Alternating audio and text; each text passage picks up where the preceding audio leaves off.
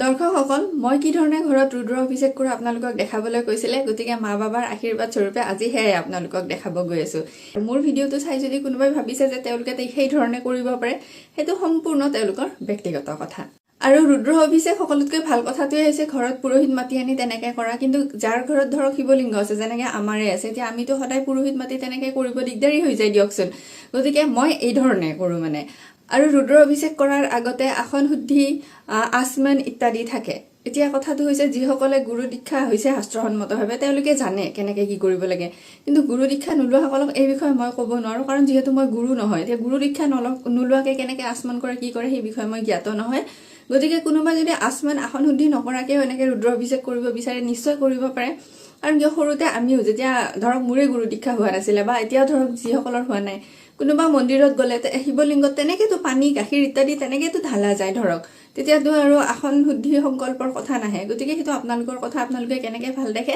মুঠতে মই ঘৰত কি ধৰণে ৰুদ্ৰ অভিষেক কৰোঁ সেয়া আপোনালোকক আজি দেখাব গৈ আছো ৰুদ্ৰ অভিষেক কৰিবৰ কাৰণে এইটো তৌটো লৈ লৈছো এইটো মানে মই এই মন্দিৰৰ কামতে ব্যৱহাৰ কৰোঁ এয়া হৈছে আমাৰ বাবা নৰ্মদেশ্বৰ বাবা লগতে নন্দী ত্ৰিশূল বাবাৰ অলংকাৰ তাৰপিছত ৰুদ্ৰাক্ষ আছে আৰু এই ৰুদ্ৰাক্ষটো একদম অৰিজিনেল ৰুদ্ৰাক্ষ সৌভাগ্যক্ৰমে পাইছিলো মই এতিয়া কি কৰিছো থাপনাৰ পৰা বাবাক পীৰা এখনত এই ধৰণে তৌটোত উলিয়াই আনিছো এনেকৈ মজিয়াত বহি কৰিম মানে এনেকৈ ৰুদ্ৰ অভিষেক কৰিবৰ কাৰণে সুবিধা হয় আৰু যেতিয়া শেষত দেখাই আছো আপোনালোকক শৃংগাৰ কৰি আকৌ বাবাক মই থাপনাতে থৈ দিম মন্দিৰত চাকি কিন্তু জ্বলি আছে চাকি ধূপ সকলো জ্বলি আছে চাকি ধূপ জ্বলাইহে ৰুদ্ৰ অভিষেক কৰিব লাগে এতিয়া বাবা আৰু মাৰ নাম লৈ ৰুদ্ৰ অভিষেক আৰম্ভ কৰিম আৰু বিভূতিৰে একেবাৰে প্ৰথমতে বাবাক এই ধৰণে ত্ৰিপুণ্ড কৰি দিছো বিভূতি মানে কিন্তু শ্মশানৰ চাই নহয় খুব বেছি পবিত্ৰ চাই কেইবাটাও ভিডিঅ'ত কৈছো ইতিমধ্যে আৰু ৰুদ্ৰ অভিষেক কৰাৰ আগতে বাবাৰ তাত এই ধৰণে বিভূতিৰ ত্ৰিপুণ্ড আৰু ৰুদ্ৰাক্ষ থকাটো বহুত বেছি দৰকাৰ এইমাত্ৰ যে মই শিৱলিংগত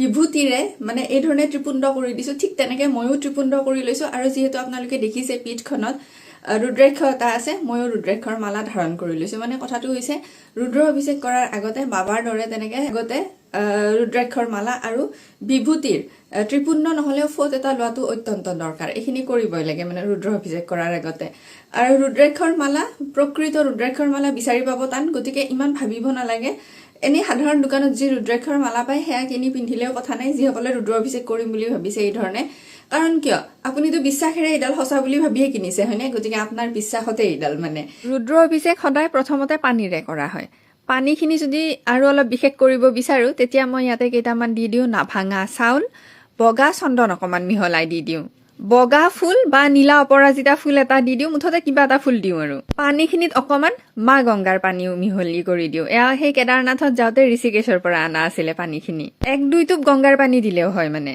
এইটো যে দেখিছে মোৰ হাতত এইটো অগৰু হয় এইটো সুগন্ধি হয় পূজাত ব্যৱহাৰ কৰে আতৰ যেনে মানে বস্তুটো আতৰ বুলিয়ে ক'ব পাৰি মই ইয়াতে অগৰু দি দিছো পীঠখনৰ জলধাৰী মানে যিফালেদি পানী বৈ যাব সেই ভাগটো উত্তৰমুখী হৈ আছে আৰু এই ধৰণে শিৱলিংগৰ জলধাৰী সদায় উত্তৰমুখী হৈয়ে থাকিব লাগে আৰু ময়ো উত্তৰমুখী হৈ বহি আছো আৰু নন্দী বাবা আছে পূব দিশে এতিয়া চাব মই হাতেৰে যি ঠাইত স্পৰ্শ কৰি আছো মানে সোঁফালে মোৰো সোঁফালে শিৱলিংগৰ পীঠখনৰো সোঁফালে ইয়াতে গণেশ বাবা থাকে বুলি কয় মাজৰখিনিত মা আৰু বাবাৰ পুত্ৰী অশোক সুন্দৰী থাকে বুলি কয় মই হাতেৰে যিখিনি ঠাই আপোনালোকক দেখাই আছো আৰু এইফালে বাওঁফালে কাৰ্তিক বাবা থাকে বুলি কয় আৰু পীঠখনত মা থাকে বুলি কয় শিৱলিংগৰ একেবাৰে ওপৰ অংশত বাবা থাকে বুলি কয় এই মাজৰ অংশখিনি মাত্ৰ যে দেখুৱাই দিলো তাতে লক্ষীনাৰায়ণ থাকে বুলি কয় আৰু একেবাৰে তলৰ অংশত ব্ৰহ্মাদেৱ থাকে বুলি কয় মানে শিৱলিংগত সৰ্বদেৱতা দেৱী থাকে বুলি কয় ৰুদ্ৰ অভিষেক কৰাৰ আগতে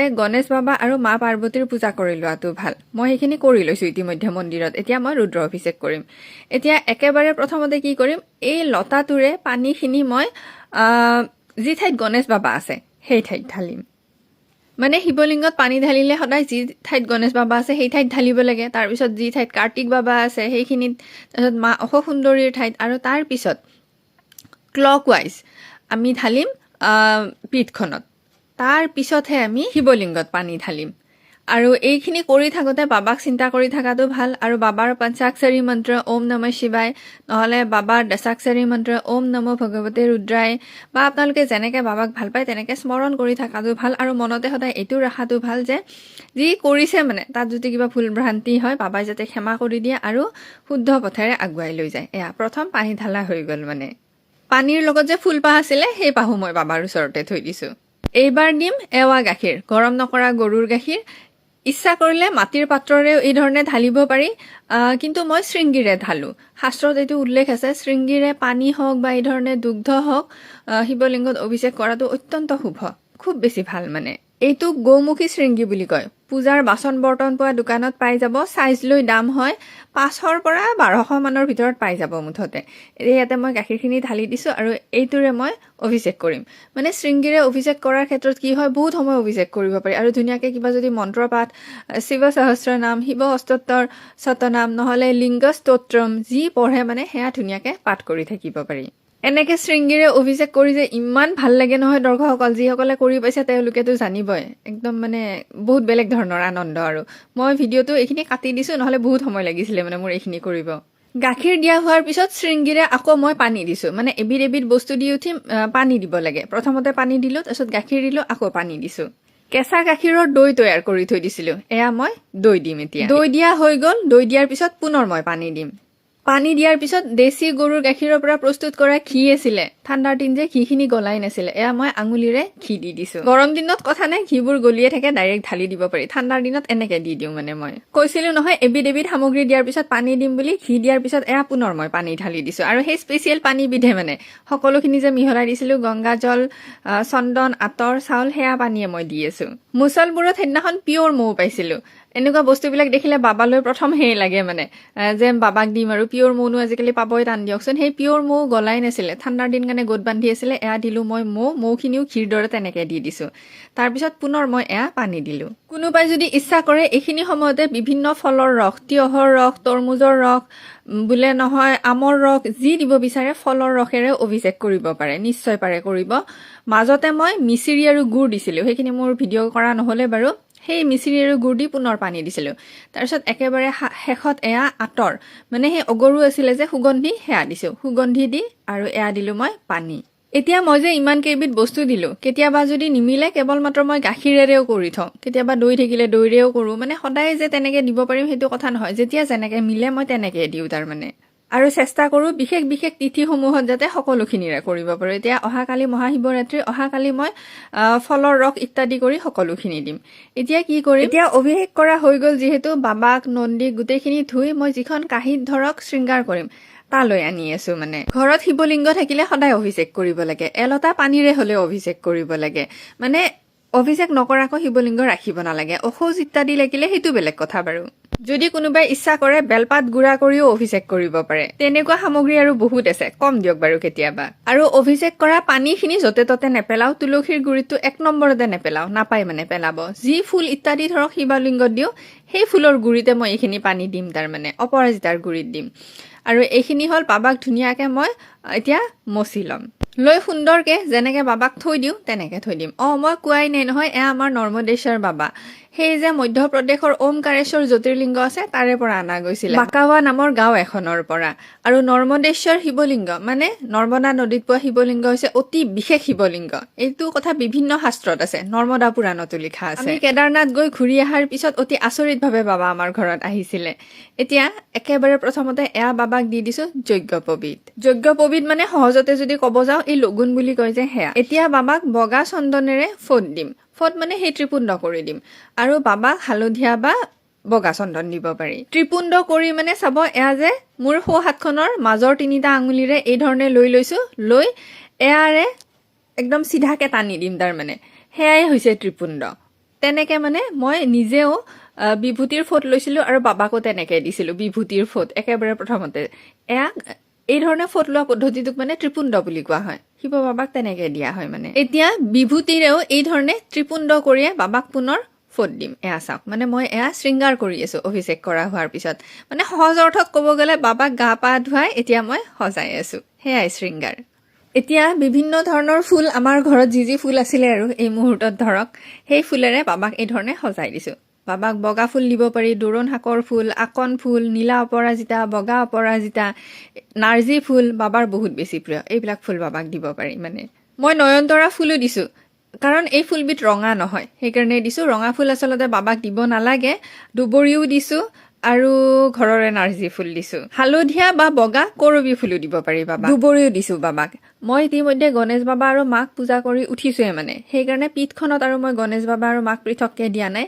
আৰু আমাৰ ঘৰত ৰহৰ দাইল আছিলে, মানে গছ গজিছিলে, ৰহৰ দাইলৰ মানে চেই এটাই দি দিছোঁ। আৰু এইটো ৰহৰ দাইলৰ পাত দিয়ক, বেলপাত আজি পোৱা নাই, গতিকে বেলপাত দিয়া নাই। ৰহৰ দাইলৰ পাতো দিব পাৰি বাবাক, আৰু ৰহৰ দাইল যিহেতু দিবই পাৰি, ঘৰত ৰহৰ দাইল লাগিছিলে সেয়া দি দিছোঁ। আৰু বগৰী বাবাৰ বহুত বেছি প্ৰিয়, এয়া মই ভোগ হিচাপে দি আছোঁ বাবাক বগৰী। এয়া কলা তিল দি দিছোঁ, গোটা কেঁচা কলা তিল, তাৰ মানে অতি শুভ শিৱলিংগত দিয়া। তাৰপিছত ভোগ হিচাপে মিচিৰি আৰু গুড়ো দিছোঁ। শিৱলিংগত মই চেনি নিদিওঁ, কাৰণ কিয়, চেনি অপ্ৰাকৃতিক বস্তু, আমাৰ মানুহৰ শৰীৰৰ কাৰণে বেয়া, বাবাকনো কিয় দিওঁ, সেইকাৰণে বাবাক মই মিচিৰি, মৌ, গুড় ইত্যাদিহে দিওঁ। আৰু কেইটামান মিঠাইও দি দিছোঁ।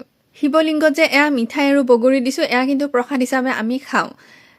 কিছুমান শিৱলিংগত দিয়া বস্তু প্ৰসাদ হিচাপে খাব পাৰি, কিছুমান নোৱাৰি। কিয় পাৰি কিয় নোৱাৰি অন্য এটা ভিডিঅ'ত ক'ম। নাভাঙা চাউল কেইটামানো দি দিছোঁ। আৰু একেবাৰে শেষত এয়া বিভূতি দি দিছোঁ, মানে পূজা হৈ গ'ল। আৰু শিৱলিংগৰ ওপৰ ভাগ কেতিয়াও খালী কৰি ৰাখিব নালাগে, সেইকাৰণে চাবচোন মন্দিৰসমূহত ওপৰৰ পৰা টুপ টুপকৈ পানী পৰি থকা সেই মানে কলহটো থাকে, সেই কলহটোৰ ব্যৱস্থাটো ঘৰত কৰাটো সম্ভৱ নহয়। তেনেকুৱা ক্ষেত্ৰত বিভূতি দিলেও হৈ যায়, মানে বিভূতি দি এই ধৰণে থলে হৈ যায়। আৰু যে ৰূপৰ চেইনডাল দেখিছে, তাত যে 3টা বেলপাত আছে, মানে কথাটো হয় কেতিয়াবা অসৌজ লাগিলে, ধৰক জীয়া অসৌজ বা মৰা অসৌজ বা মোৰে পিৰিয়ড হ'ল, সেই ক্ষেত্ৰত যদি বাবাক অভিষেক কৰিব নোৱাৰোঁ, কিবা কাৰণ থাকিলেহে অভিষেক নকৰা কথাটো কৈছোঁ দিয়ক, তেতিয়া মানে এই ধৰণে বিভূতি আৰু চেইনডালত 3টা যে ৰূপৰ বেলপাত দিয়া আছে, তাৰ অৰ্থটো হৈছে এইটো যে কিবা কাৰণত, এনে নহয় কিন্তু অভিষেক কৰিব নোৱাৰিলেও মানে একো নহয়। আৰু যেতিয়া ৰুদ্ৰ অভিষেক কৰি আছিলোঁ, ষ্টেণ্ডডালত মোবাইলটো থৈ দিছিলোঁ, বোলে যি ৰেকৰ্ড হয় হ'ব। মই কিন্তু সেইখিনি সময়ত কথা কোৱা নাই, এইখিনি মই পিছত ভইচ অভাৰহে দি আছোঁ। মানে ৰুদ্ৰ অভিষেক কৰি থাকিলে বাবাক একান্ত মনে স্মৰণ কৰাটো বহুত বেছি দৰকাৰ। আৰু এয়া দেখিছে নহয়, ৰুদ্ৰ অভিষেক কৰা হোৱাৰ পিছত থাপনাত বাবাক নিজৰ ঠাইতে নি এই ধৰণে থৈ দিছোঁ, আৰতিও দিছোঁ। ৰুদ্ৰ অভিষেক কৰিলে পৰিয়ালৰ প্ৰতিজন সদস্যই একেলগে কৰিব পাৰে, বেলেগ বেলেগকৈ কৰাৰ প্ৰয়োজন নাই। আমি কি কৰোঁ, ৰুদ্ৰ অভিষেক কৰিলে মোৰ পতিদেৱে কৰি থাকে, মই তেওঁৰ হাতখনত বাওঁফালে বহি, তেওঁৰ বাওঁফালে বহি হাতত স্পৰ্শ কৰি থাকোঁ, তেনেকেও হয় মানে। ঠিক আছে বাৰু, ভিডিঅ'টো চাই কেনেকুৱা পালে কমেণ্ট কৰি জনাব বুলি মই আশা ৰাখিলোঁ, লগতে এইটো আশা ৰাখিলোঁ মোৰ আজিৰ এই ভিডিঅ'টো নিশ্চয় আপোনালোকৰ অকণমান টিকলামান হ'লেও কিবা এটা কামত আহিছে। ঠিক আছে বাৰু, তেতিয়াহ'লে মোৰে কোনোবা এটা অন্য ভিডিঅ'ত অতি সোনকালে আপোনালোকক পুনৰ লগ পাই আছোঁ। ওম নমঃ শিৱায়, জয় মা কামাখ্যা।